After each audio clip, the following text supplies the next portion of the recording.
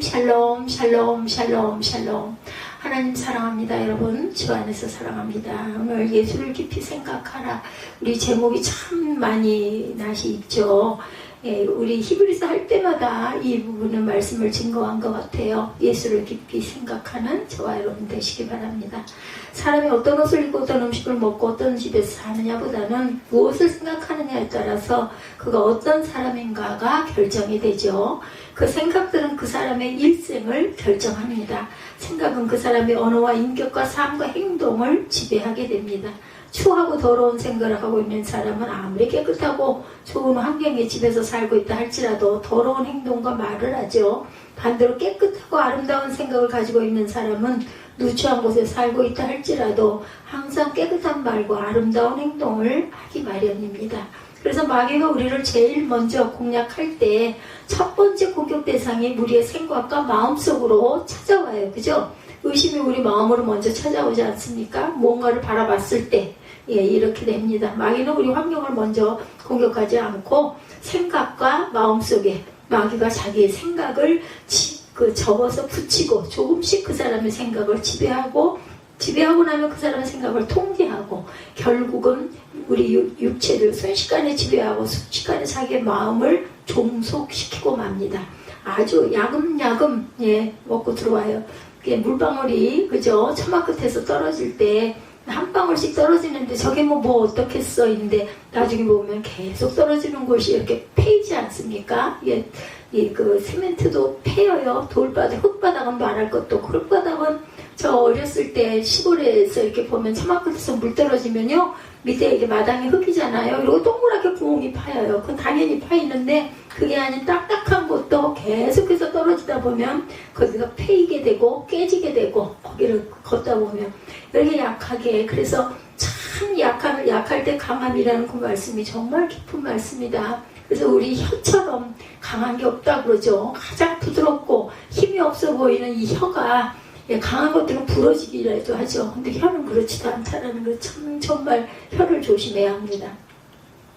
레바논의 사태보다 심각한 아프가니스탄의 전쟁보다도 심각한 전쟁터는 우리의 마음이라는 것을 절대 잊지 마십시다. 하루에도 12번씩 우리의 마음 같은 끊임없는 투쟁이 일어나곤 합니다. 근데 여러분들 성령께서 주관하실 때는요 딱 그걸로 끝이에요. 제가 아주 그걸 이번에도 아주 기가 막히게 느꼈어요. 아주 순간 팍 뭐가 보여지는데 그게 그냥 입을 딱 다물게 하는 거예요. 야, 하나님이 하시는구나 하는 생각이 나면은 그 이상은 없습니다. 성령께서 하시면 성령을 늘 환영하고 모시고 그리고 또 인정하고 들어가시는 저와 여러분 되시기 바랍니다.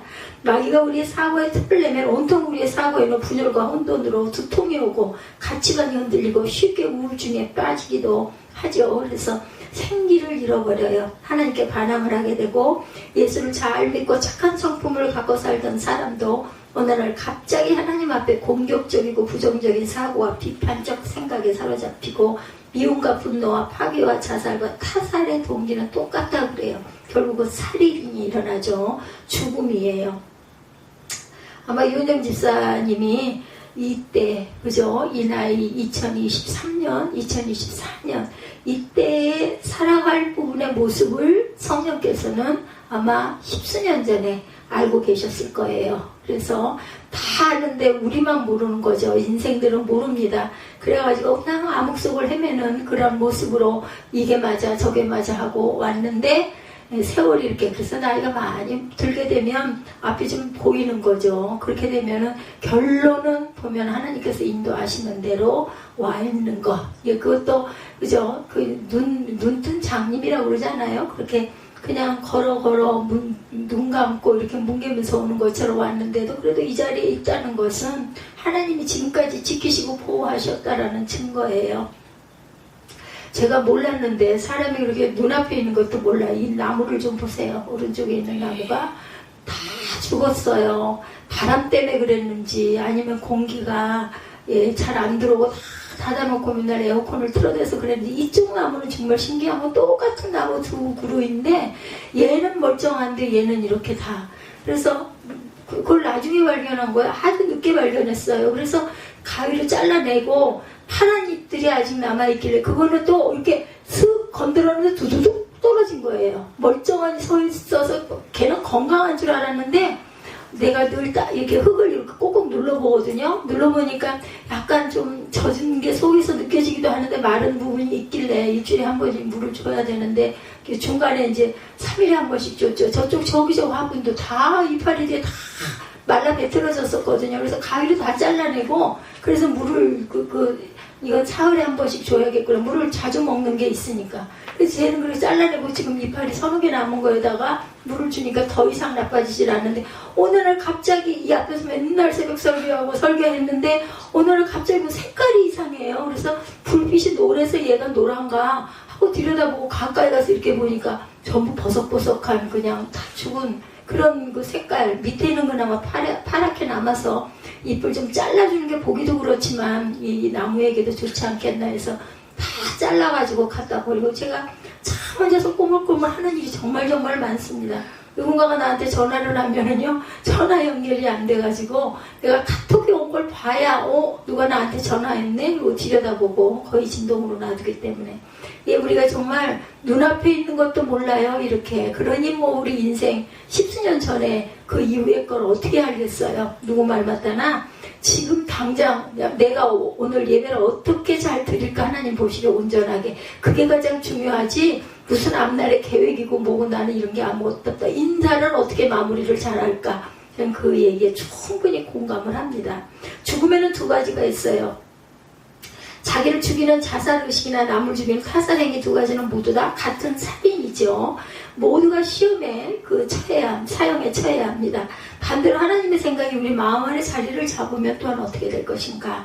하나님의 말씀과 성령이 우리에게 임하시면 우리 마음에 빛을 받게 되고 변화가 일어나게 돼요.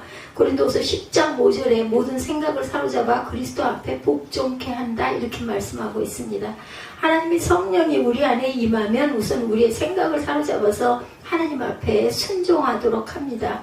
회개와 순종이 일어나죠. 성령이 임하시면 깨졌다 이렇게 말을 해요. 하나님의 성령이 완전히 점령당하는 상태를 말하죠. 빌립보서 4장 7절에도 하나님의 성령이 너희 마음과 생각을 지켜주신다 이렇게 말씀하시잖아요. 하나님은 기도하고 기뻐하고 감사하는 사람들에게 제일 먼저 주시는 것이 환경을 지켜주신다고 하시지 않아요. 내 마음과 생각을 지켜주신다. 이게 가장 중요합니다. 내 마음과 생각을 지켜주셔야 우리가 굳건한 뿌리를 잘 받고 흔들림 없이 열심히 기쁨으로 살아갈 수가 있는 거죠. 이런 제가 말씀드린 풀 한 포기도 이렇게 그 공기가 계속해서 갇혀있게 되고 너무 더워가지고 제가 창을 못 열었잖아요. 그 환기를 한다고 하루에 한 번씩 한다고 하면서도 거의 닫아놓고 물을 너무 많이 줘서 그랬을까. 일주일에 한 번씩 커다란 화분은 물을 많이 주고 조그만 화분들은 밑으로 이제 흘러내리니까 그걸 보면서 조금씩 주고 했는데 똑같은 양의 물을 줬는데 한쪽은 이렇게 싱싱하고 한쪽 거는 이렇게 주워가는 걸 눈을 뜨고도 못 봤으니 눈뜬 장님이죠. 참 알 수가 없는 인생이에요. 그러니 뭐 살았다할 게 없습니다. 문제는 환경이 흔들려서 흔들린 것이 아니고 내 마음이 흔들려서 환경이 변하기도 한다라는 것을 잊지 마십시다. 내 마음이 변하면 환경이 바뀌어요. 내 마음이 흔들리면 모든 관계가 다 흔들립니다. 그래서 무릇 지킬 만한 것보다 너의 생각과 마음을 지켜라 라고 말씀을 하시는 거죠. 내 마음이 확정되면 흔들리던 사물도 정지가 됩니다. 예배하러 오신 그 여러분들 예배를 드리러 오셨죠? 여러분들 마음은 누가 지배하고 계세요? 성령이 지배하고 계시니까 금요일날 이 시간에는 내가 꼭 예배를 드려야 돼. 이 마음을 우리 마음이 다 주장하고 중심을 잡고 있기 때문에 어떤 일도 그 시간에는 약속하지 않고 무조건 교회 밤 시간에 늦은 시간에 와서 예배를 드리죠. 하나님이 지배하고 계신 거예요. 예배가 끝나면 생각이 어디로 가요? 하나님이 여러분들의 생각을 지배하시니까 습관과 윤리와 도덕에 묶여서 신앙생활하고 있지는 않은지 하나님이 나를 지배하는 사람들은 하나님의 사람이다 이렇게 말합니다. 가끔 보면 어떤 사람이 신통한 말을 할 때가 있어요. 성령의 신이 통하시는 여러분들이 되시기를 축복합니다. 신통, 그죠? 신통 방통하다 이런 말 많이 하죠. 이렇게 신통한 것은 신이 우리를 주장하고 계셔서 통한다라는 뜻도 되네요. 신통한 말, 어떻게 내가 다 그런 생각을 했니? 이런 얘기 많이 하죠. 여러분들 마귀가 나를 지배하고 있으면 마귀 생각을 하게 되는 마귀의 사람이 된다라는 거. 성경은 우리의 사고의 틀 속에 예수로만 가득 차도록 늘 권면합니다. 우리의 생각 속에 예수만 가득 차고 예수로만 충만하도록 성경은 권면하죠. 히브리서 1장 2장 보면 우리는 이 세상에 가장 아름다운 이름을 가지신 예수, 영광과 존귀의 관을 쓰신 예수, 그리고 자비롭고 충성된 대제사장 예수 그리스도에 대해서 2장에서도 배웠어요. 3장에서도 이런 예수를 배울 뿐만 아니라 우리의 믿는 도리의 사도시며 우리의 대제사장이신 예수를 내가 알았다면 두 번째로는 그분 예수를 깊이 생각하라는 거예요. 말씀 속에서 주님을 느끼고 깊이 생각하자. 빌립보서에서 너희 안에 이 마음을 품으라. 무슨 마음? 곧 예수의 마음입니다. 예수님을 알았으면 이제는 인식하고 깨달아 그리스도에 대한 지식을 가졌으면 이제 다 알았다가 아니고 이제 그리스도를 품는 것, 믿는 것이 있죠. 품어 안는 것. 하나님의 신이 수면에 운행하시더라 이렇게 말씀하죠. 구약에서는 신이라고 하고 신약에서는 영이고 성령을 말하는 거죠. 네, 신이나 영이나 같습니다. 그것은 오너가 닭이 알을 품고 굴린다는 뜻이 있어요. 그 말씀을 품는다는 뜻을 내포하고 있습니다. 그 말씀 여러분들 속에 계십니까? 하나님의 말씀이 여러분 안에 계십니까? 알았으면 이제 그 말씀 안으로 들어가라 하십니다. 한 단계 더 들어가라는 뜻이에요. 이 말씀을 입술로 고백하고 읽고 배우고 알았으면 이제 그 말씀 안으로 우리가 걸어 들어가야 합니다. 생각만이 아닌 당신이 생각하는 복수, 도우즈, 복수입니다. 그죠? 모든 영역의 그 사상들, 생각들을 철학이니 가치관이니 가족관계나 모든 것들을 다 포함해서 예수에게 고정을 시켜라. 여러분 건강 문제가 있으십니까? 예수에게 집중해라. 자녀 문제, 갈등, 인생의 근본적인 모든 생각들, 자신의 중심으로 일어나는 모든 생각들을 예수에게 집중하고 고정을 시키라고 말씀하세요. 그 말이 예수를 깊이 생각하라는 뜻입니다. 배에 키를 고정시키면 한 방향으로만 나아가죠. 고정을 잘하면. 네, 당신을 중심으로 일어나는 모든 생각들을 예수에게 내 생각을 고정시켜 놓으면 예수님의 방향으로만 계속 나아갑니다. 예, 못을 치듯 고정시키는 거예요. 생각이 고정된 사람은 좌로나 우로나 치우치지 않습니다. 유혹은 마음이 고정되지 않은 데서 생겨요. 남편에게서 아내에게서 마음이 고정되지 않으면 유혹이 일어납니다. 유혹은 마음이 정착되지 않은 데서부터 시작이 됩니다. 우리 신앙생활도 마찬가지죠. 예수에게 우리의 전 사고가 고정되지 않으면 좋은 곳을 찾아 이리저리 방황하게 됩니다. 예, 보면 절에도 가보면 누가 점친다고 잘 맞는다고 하면 거기도 한번 가보려고 우리 믿는 분들이 아주 그래서 믿는 사람들이 가는 그런 곳들이 또 있다고 그러죠. 그러면 우리가 고정시킬 예수는 과연 누구신가? 첫 번째 우리가 고백하는 신앙의 대사도이시고 두 번째 우리가 고백하는 신앙의 대제사장이십니다. 사도와 제사장이란 말은 무슨 뜻이 있을까? 사도는 하나님의 인간에게 오신 분, 아포스텔로입니다. 아포스텔로. 예, 하나님이 인간에게 오신 분. 제사장은 인간의 허물과 죄를 대신하여 그런 입장으로 하나님께 나아가는 자를 얘기하죠. 예수와 함께 눈을 뜨고 예수와 함께 눈을 감고 예수와 함께 동행하고 인식합니다. 또한 안식도 합니다. 내 자녀 교육, 내 직장 문제, 학문 모든 관계 속에 예수님은 다 개입하고 계세요. 개입하셔야 합니다. 개입하셔야만 합니다. 마귀가 제일 싫어하는 존재는 예수이죠. 예수를 보면 마귀는 경련을 일으키고 소리를 지르고 통곡을 하고 떠나죠. 예, 사복음서에 보면 귀신이 예수를 만나면 당신은 하나님의 아들이십니다. 이렇게 고백을 해요. 알아봐요. 너희가 하나님을 믿느냐? 마귀도 믿고 떤다. 이렇게 말하죠. 마귀가 예수를 더 잘 알아요. 하나님은 마귀도 잘 압니다. 성경 공부했다고 제자 훈련 받았다고 목사, 집사, 장로라고 절대로 안심할 일이 아니에요. 마귀가 우리에게 들어와서 하는 일이 있어요. 첫 번째 마귀는 예수를 못 믿게 합니다. 의심하게 만들죠. 우리에게 교회 가지 못하게 하고 그래도 가면 그 다음에 가기는 가더라도 예수 비슷한 얘기만 해라. 예, 신학을 얘기하게 하고 심각한 사회 문제를 얘기하게 합니다. 그럴듯해요. 예수가 아닌 다른 얘기만 하게 합니다. 그럴듯하죠. 예, 그 해야 할 얘기들이기도 해요. 마귀는 그럴듯하게 아니 맞아 그거 좀 해봐야 돼. 생각도 좀 해봐야 돼. 이렇게 얘기를 하죠. 교회는 다니되 형식과 습관으로 다녀라. 다 그렇고 그런 거야. 졸다가 헌금이라 좀 하고 가는데 이거 속삭거리죠. 딴 생각하게 합니다. 그리고 그게 얼마나 그렇게 또 그렇게 들여다보고 예배드리는 시간에 딴 생각하고 딴 거 보는 게 또 얼마나 살금살금 보는 게 얼마나 더 그렇게 재밌고 달콤한지 자꾸 그렇게 합니다. 뭐 맨날 똑같은 얘기인데 뭐 하면서 앉아있으면서 생각과 마음과 눈은 딴 데 가 있어요. 그렇게 되면 다 속일 수 있지만 하나님의 영은 속일 수가 없죠. 교회는 다니되 이렇게 형식과 습관으로 다녀라. 다 그렇고 그런 거야. 헌금이라 조금 하고 헌금도 뭘 많이 해. 맨날 하는 거 그냥 형식적으로 조금만 해. 아깝게 재미있는 거 예배 후가 더 재미있다. 엑사이팅한 프로그램을 만들어 두죠. 사탄의 농간입니다. 이 프로그램만 하는 거 별로 좋은 거 아니에요. 근데 그렇게 해서 사람들이 오게 해야 되니까 교회 입장으로는 뭐 이런 행사도 하고 저런 행사도 하고 뭐 또 만들어서 나눠주기도 하고 뭐 김치도 많이 담아서 통통이 담아가지고 주변에다 주고 그러면 이제 먹었으니까 교회 한번 또 가봐야지. 이렇게 해서 오면 들려줌으로 인해서 예수를 접할 수 있도록 예수님 안으로 들어올 수 있도록 하려고 교회에서는 그렇게 애를 많이 쓰시죠. 그리스도를 기쁘게 하는 일에는 전혀 관심이 없어요. 몸만 다니라 몸만 왔다 갔다 해라. 귀를 막고 눈도 감고 소리도 듣지 말고 마귀가 너는 또 하나의 더 예수를 대신할 것이 있단다. 그것은 너 자신이야. 이렇게 얘기합니다. 내가 정말 귀중하잖아. 네가 잘 살아야지. 네가 좋아야지. 네가 가진 게 많아야지. 남들한테도 할 수 있잖아. 없어봐. 누가 너를 쳐다나 보겠어? 이런 생각. 아주 틀린 생각은 아니에요. 근데 그거 있을 때는 그거 있을 때 뿐인 거죠. 자존심 조금만 상해도 교회 가지 마. 내가 중요하지인데 내가 일단 있어야 예수가 있지 않냐? 이렇게 속삭입니다. 가정이 손해보면 자존의 상처를 받거나 오해를 받거나 상처를 받으면 가지마. 자기를 거기다가 대입해서 자꾸 생각하게 합니다.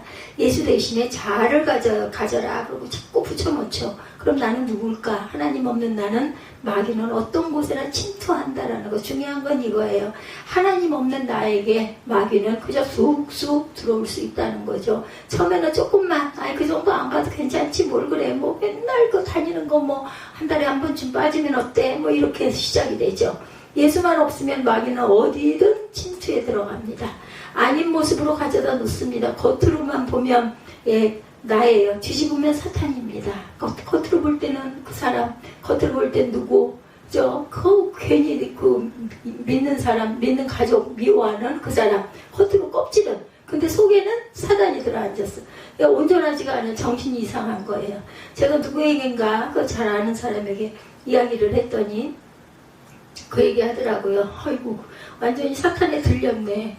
그런 거예요. 근데 본인은 몰라. 아주 자기가 가장 고상하고, 자기가 가장 옳고, 아니, 왜 사람을 눈 아래로 내려다보냐고. 언제 그랬다는 듯이. 그 아빠 다 주고 간다고 하고, 엉엉 붙들고 울 때는 언제고, 그것도 쇼였을까. 하나님은 보시니까, 하나님을 아시니까, 저는 어떻게 할 수 없을 때는 너무 억울해, 속상해. 그럴 때 있습니다. 순간 생각하면 그러다가도 하나님은 아시니까 뭐 내가 뭘 어쨌는데 나는 그저 해준 것밖에 없어. 뭐 잘해주지는 못했지만 내 아이하고 똑같이 했어. 근데 본인이 그런 걸 뭘 어떻게 해. 아니 뭐 일상 속에서 뭐 야단도 조금 못 치나. 근데 야단 친 기억도 별로 없어. 그 어린 꼬마 때 등 도대 이렇게 톡톡 두들면서 아이고 이 녀석아 왜 이래 이 소리 했던 거 한 번 딱 그거 한 번 있었지 그 이후에는 없었어요. 하나님이 아시니까 보면은 항상들 모여서들 구역 예배들 드리고 뭐 신방들도 하고 그러죠. 또 같이 모여서 교제도 합니다. 세상 돌아가는 얘기하고 교제하고 먹고 마시고 놀다가 그렇게 될수록 여러분들의 영혼은 점점 온전하지 않은 곳으로 자꾸 달려간다. 사람 많이 모이면 별 얘기 다 나오잖아요. 신앙은 점점 땅속으로 들어가게 된다는 거. 두 번째 생각할 말씀은 그렇다면 누가 예수를 깊이 생각할 수 있는 존재인가입니다. 성경에는 아무나가 아니고 거룩한 형제들아 라고 말씀하세요. 1절이죠. 그러므로 함께 하늘의 부르심을 받은 거룩한 형제들아 우리가 믿는 도리의 사도시며 대제사장이신 예수를 깊이 생각하라. 1절 말씀이 제목이 됐어요. 그죠? 대개는 끝부분에 요즘에 딱 나오는데 오늘은 1절에 그냥 딱 예수를 깊이 생각하라. 누가 생각나요? 함께 하늘의 부르심을 받은 거룩한 형제들아. 대제사장이신 예수를 깊이 생각하라. 예. 길에 나가서 우리가 사람들에게 예수를 깊이 생각하세요 하면 웃겠죠. 그죠? 웃겨, 저 뭐야? 이러지 않겠어. 너나 잘 믿어. 이렇게 얘기들 합니다. 예수를 깊이 생각하십니까? 라고 만약에 물어본다면 은혜롭게 생각하라고 하겠죠. 우리 예배자들은 하나님으로부터 부름받은 거룩한 사람들임에 분명합니다. 아무나 이 말씀을 듣지 않는다는 거예요. 요한복음 15장 16절에 너희가 나를 택한 것이 아니요 내가 너를 택하여 세웠다 이렇게 말씀을 하십니다. 로마서 1장 6절에도 그들 중에 예수 그리스도의 것으로 부르심을 입은 자들이라고 표현합니다. 디모데후서 6장 11절에도 오직 너 하나님의 사람아 이렇게 표현을 해요. 하나님의 말씀은 하나님의 사람이 들어야 너무나 귀한 말씀, 너무나 그저 보석 같은 말씀이죠. 정말 맛이 납니다. 그리고 그 말씀이 너무 좋습니다. 하나님의 말씀을 아무에게나 들려줘서는 안 들려요. 맨날 하는 얘기 똑같은 얘기 같이 들리죠. 뭐 누군가가 그랬다면서요. 어떤 목사님이 오셔가지고 설교를 하시는데 다 다른 장을 말씀을 하셔요. 그래도 그런다면서요. 맨날 우리 목사님은 똑같은 말씀만 하셔. 똑같은 말씀이 아니었어. 근데 결과가 보면 예수 믿으세요. 구원 받으세요. 하나님을 사랑하세요. 그래 똑같은 말씀인 거죠. 장절이 달라도. 그렇게 들리는 거예요. 뭐 맨날 똑같은 말씀. 뭐 맨날 들어봐야 맨날 그 말씀이 그 말씀. 거룩하신 예수 그리스도 대제사장이시고 우리의 사도이신 예수 그리스도를 깊이 생각하는 사람들을 세 가지로 생각해 봅니다. 첫 번째 하나님의 부름을 받은 사람입니다. 예수를 깊이 생각하는 사람들. 첫 번째 하나님의 부름을 받은 사람. 하나님의 부름을 받은 사람 누구일까요? 이 자리에 앉아 계신 저와 여러분들 하나님이 부른 자들이에요. 하나님이 부르지 않는 사람들은 아닌 사람들은 한 시간도 못 견디고 지루하고 죽겠어 답답해서 몸을 비비 틀다가 언제 끝나나 하다가 머리를 그저 앞에다가 책상에다가 뻗직 찢다가 어떻게 머리를 막 가지고 어쩔 줄을 모르죠. 그러다가 그냥 끝났으면 아이고 살았다 하고 가는 거죠. 두 번째 거룩한 사람들, 구별된 사람들이란 뜻이에요. 하나님의 부름받은 사람, 두 번째는 거룩한 사람들, 구별된 사람.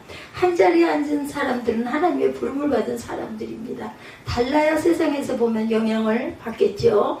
교회에 앉아 찬송하고 1분 기도하는 거 외에 아무것도 다른 것이 없다면 이건 문제예요. 그죠? 구별되시기 바랍니다. 세 번째는 형제들입니다. 크리스천들의 삶의 의미. 다른 부분 세 가지죠. 부름에 대해서 생각해 봅니다. 누가 불렀는가가 중요해요. 하나님이 부르셨죠.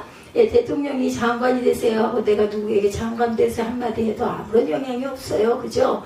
우리를 하나님이 부르셨다는 것을 믿으시기 바랍니다. 좋은 쪽으로 달라야 한다는 거예요. 달라야 한다. 구별돼야 된다. 세상과 다른 점 찬송하고 기도하는 정도 외에 세상과 별다른 게 없다면 문제입니다. 우리 하나님이 여러분들을 십자가 앞에 부르신 것을 믿으시기 바랍니다. 두 번째 거룩한 사람, 구별된 사람. 두 번째 얘기죠. 세상과 다르고 달라야 되는데 어떻게 달라요? 좋게 은혜롭게 달라야 해요. 구별된 사람, 거룩한 사람, 손해보는 쪽으로 달라야 은혜가 발생합니다. 예수 믿는 사람들은 조금 이렇게 달라야 된다. 교회 다니면 배우자에게도 뭔가 다른 걸 느끼게 해줘야 합니다. 직장에서 그 사람의 말이 좀 다르고 행동이 좀 달라야 되겠죠. 구별된 사람, 거룩한 사람, 조금은 다른 사람들. 말하는 게 다르고 생활하는 것들이 조금 다를 때, 변화될 때 다르네. 예수 믿더니 정말 다르네. 이렇게 바라보기 시작한다라는 거죠. 가정에서도 이렇게 달라야 합니다. 교회 나가면 뭔가가 조금 달라도 달라야 된다. 가봤자 시간 낭비다. 스트레스 해소하러 가나 이래서는 안 되겠죠. 변화되어야 합니다. 교회는 하나님의 집이고 교인은 하나님의 백성들인데 세상 사람과 다른 점이 없다는데 문제가 있다라는 거. 조금은 달라야 되겠죠. 캐직 사경회에서 크리스찬의 삶의 원리를 아주 성경적인 원리를 말하고 있는데 100년을 꾸준히 지켜왔다고 하네요. 크리스찬의 삶은 바브리칼 해야 한다. 성경적이어야 한다라는 뜻이죠. 크리스찬의 삶은 퍼스널해야 한다. 인격적인가 인격적이어야 한다라는 거예요. 퍼스널, 바브리칼, 퍼스널. 비인격적으로 가면 안 되죠. 너나 나나 멱살잡이를 절대로 해서는 안 된다. 세 번째 크리스찬의 삶은 프락티칼 해야 한다. 우리의 신앙은 구체적이고 실제적이어야 한다. 그렇죠? 우리가 어떤 문제를 놓고 항상 하나님께 묵상하고 기도했을 때 하나님이 답을 주셔야 돼요. 그 답이 내가 생각하기에는 정말 말도 안 되기도 하고 억울하기도 하는데 깊이 생각하다 보면 역시 하나님이 하신 말씀은 정말 진리의 말씀이야. 하나님은 의의 하나님이셔. 이런 생각이 들어요. 내 마음 안에, 내 생각 안에 나랑 반대될 때는 내 안에 더러운 것들이 정말 많구나. 그죠? 분노가 있고 시기가 있고 질투가 있고 이러다 보니까 성령이 하시는 말씀과 내 생각은 너무나 반대적으로 다르다. 그렇다면 성령이 주시는 말씀을 따라가야 합니다. 리차드 포스터의 크리스찬의 삶을 4가지로 구성한 이론이 있습니다. 처음 믿는 사람들 생활 양식의 크리스찬의 삶은 단순해야 한다. 먹는 것, 입는 것, 사는 것이 단순해야 합니다. 제가 그 이동훈 목사님한테 여쭤봤더니 그 말씀 하시더라고요. 단순하게, 뭐 복잡하게 깊이 막 이렇게 여러 가지 생각하지 말아라. 그냥 단순하게 살고 단순하게 생각하라. 그게 정말 은혜다. 이런 말씀을 하셨어요. 먹는 것, 입는 것, 사는 것이 늘 단순해야 한다. 예. 그리고 또한 크리스찬의 삶은 섬기는 삶이어야 합니다. 예, 그리고 또한 크리스찬의 삶은 나누는 삶이 되어야 한다. 단순한 삶, 섬기는 삶, 나누는 삶 이렇게 살아가야 합니다. 예, 한국일보 기사 오래전에 나왔던 이야기입니다. 캐톨릭 대상을 받은 사람 이야기인데 일본에서 징역을 살고 나온 후 35년 동안 평생 거지로 살면서 자기보다 더한 동양할 수 없는 거지를 18명을 30년을 먹여 살렸다는 기사가 난 일이 있었다고 그래요. 저는 이걸 보질 못했습니다. 자기도 얻어먹는 거지가 동양할 수 없는 사람들을 먹여 살렸다라는 거예요. 그러니까 뭐 지체가 장애이거나 어떻게 할 수 없는 사람들, 이 사람들 18명은 한두 명도 아니고 한두 명도 힘들 텐데 내 입에 넣을 것도 없는데 이건 말이 안 되죠. 꽃동네 신부님, 이 꽃동네 여기다는 제가 그 한동안 헌금을 한 기억이 납니다. 벼락맞은 것 같은 충격을 받았다고 감동을 신문에 씹으셨어요. 자기도 얻어먹는 거지가 동양할 수 없는 사람들을 먹여 살렸다라는 거, 기적 같은 얘기죠. 크리스찬의 삶은 이렇게 나누는 삶이 돼야 된다. 시간도 돈도 지식도 나누는 삶이 돼야 되겠죠. 크리스찬의 삶은 또한 순종하는 삶이어야 합니다. 예, 브라더스 형제라는 뜻을 갖고 있어요. 그죠? 우리는 모두 형제 자매입니다. 외국에서는 전부터 브레들이라는 형제 교회가 번성하고 있다고 그래요. 브레들. 한 식구라는 개념으로 한 식구다, 한 교제, 한 목표를 가진 사람들의 모임이다. 이런 뜻이라고 합니다. 강단도 없고 제의도 입지 않고 양복도 입지 않아요. 아마 전에 그 친구가 다니던 교단이 이곳이 아니었나 싶네요. 이게 이야기를 보다 보니 설교자도 정해놓고 하지를 않아요. 그죠? 네, 목사가 있지만 차별화하지 않습니다. 교회는 계급 공동체가 아니고 목사, 장로, 집사는 봉사직이다 이렇게 얘기한다고 그러죠. 이것이 마틴 루터의 종교혁명의 중추라고 합니다. 모두 각자가 하나님 앞에 나아갈 수 있는 왕같은 제사장들이다. 우리 모두는 형제요 자매고 한 식구다. 한 목표를 향해 달려가는 하나 되는 공동체다. 이런 생각을 갖고 있다고 그러죠. 우리는 그리스도 안에서 형제요 자매 맞습니다. 교회가 분쟁이 일어나는 이유는 힘자랑 자리다툼하는 계급사회가 아닌데 그런 것들이 있어요. 그죠? 예, 작은 교회들은 그나마 좀 나은데 조금 규모가 있는 교회는 아주 무섭지 않아요? 예, 장로님들 대단하죠. 그 아래 또 안수 집사님들 대단합니다. 권사님들이 또한 대단하십니다. 계급사회는 투쟁이고 기독교의 참된 그 공동체가 아니라는 거죠. 우리는 그리스도의 피로 하나된 가족들이다. 조금 잘못해도 가족이기에 감싸고 사랑으로 권면하고 같이 자라가는 참된 공동체, 하나된 가족들이 돼야 되겠죠. 세 번째, 예수를 깊이 생각돼야 하는 이유, 본문 2절에 설명하죠. 2절에 그는 자기를 세우신 이에게 신실하시기를 모세가 하나님의 온 집에서 한 것과 같이 하셨다. 예수는 영물 중에서는 천사보다 더 위대하고 인간 중에서는 모세보다 당연히 더 위대한 존재임을 히브리서 기자가 설명합니다. 예, 모세는 구약의 율법을 대표하는 사람이었죠. 모세는 하나님의 집에 사환으로 충성했다 이렇게 증거합니다. 이 하나님의 집은 천국이기도 하고 그리스도의 몸된 교회로도 설명합니다. 예수는 어떤 분이세요? 5절에 보죠. 5절 또한 모세는 장래 말할 것을 증언하기 위하여 하나님의 온 집에서 종으로 신실하였고 그리스도는 하나님의 집을 맡은 아들로서 그와 같이 하셨으니 우리가 소망의 확신과 자랑을 끝까지 굳게 잡고 있으면 우리는 그의 집이라 이렇게 말씀합니다. 모세가 하나님의 집의 사환이면 그리스도는 하나님의 아들이다. 똑같이 충성을 했지만 모세는 사환의 입장, 그죠? 예수는 아들의 입장이라고 본문에서 이렇게 설명하고 있어요. 우리는 집보다 더 중요한 것은 집을 지은 사람인 것을 알아요. 모두가. 그렇죠? 그 집에 훌륭한 것은 대리석을 붙여서가 아니고 그 집에 누가 사는가에 따라서 그 집의 가치가 또한 형성이 됩니다. 3절이죠. 그는 모세보다 더욱 영광을 받을 만한 것이 마치 집 지은 자가 그 집보다 더욱 존귀한 것 같으니라 이렇게 말하고 있습니다. 집 지은 자가 그 집보다 더욱 존귀한 같으니라. 백악관이 선망의 대상인 것은 백악관의 나라를 대표하는 훌륭한 지도자가 계셔서 귀하죠. 화이트하우스이죠. 집보다 중요한 것은 그 집의 주인이 더 중요합니다. 우리의 천국은 장소보다 천국의 주인이신 예수 그리스도가 계시기 때문에 중요합니다. 더 좋은 곳이 아니라 주님이 계셔야 한다라는 것. 감옥이라 할지라도 주님이 계시면 천국으로 화하죠. 굶고 고통 중에 있다 할지라도 예수님이 계시면 천국으로 변화가 됩니다.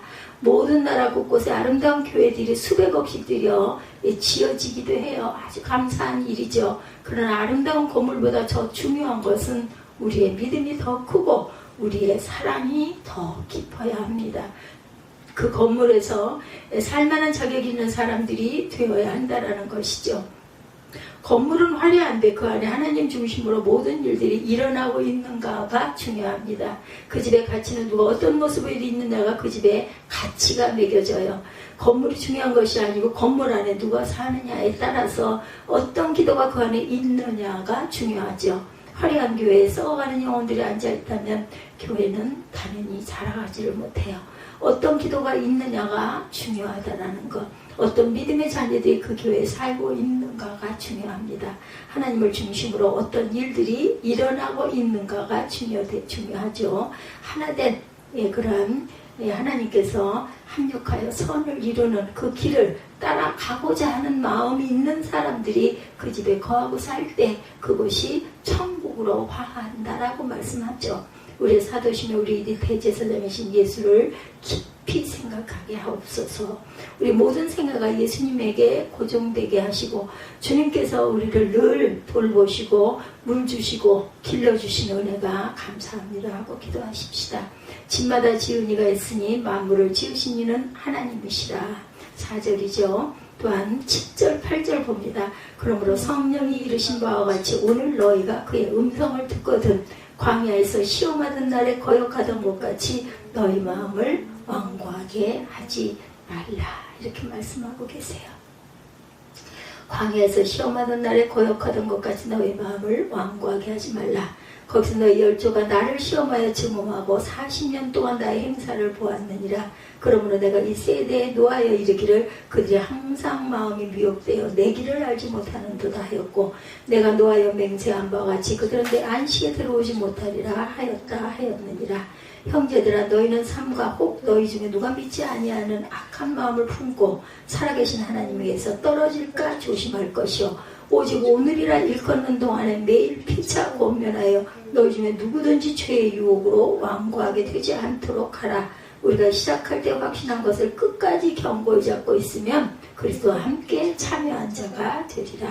성경에 일렀을 때 오늘 너희가 그의 음성을 듣거든 경노하시게 하던 것 같이 너희 마음을 완고하게 하지 말라 하였으니 듣고 경노하시게 하던 자가 누구냐? 모세를 따라 애굽에서 나온 모든 사람이 아니냐? 또 하나님이 40년 동안 누구에게 노하셨느냐? 그들의 시체가 광야에 엎드러진 범죄한 자들에게가 아니냐? 또 하나님이 누구에게 맹세하사 그의 안식에 들어오지 못하게 하셨느냐? 곧 순종하지 아니하던 자들에게가 아니냐? 이로보건대 그들이 믿지 아니함으로 능히 들어가지 못하는 것이라. 아멘. 결단하시고 우리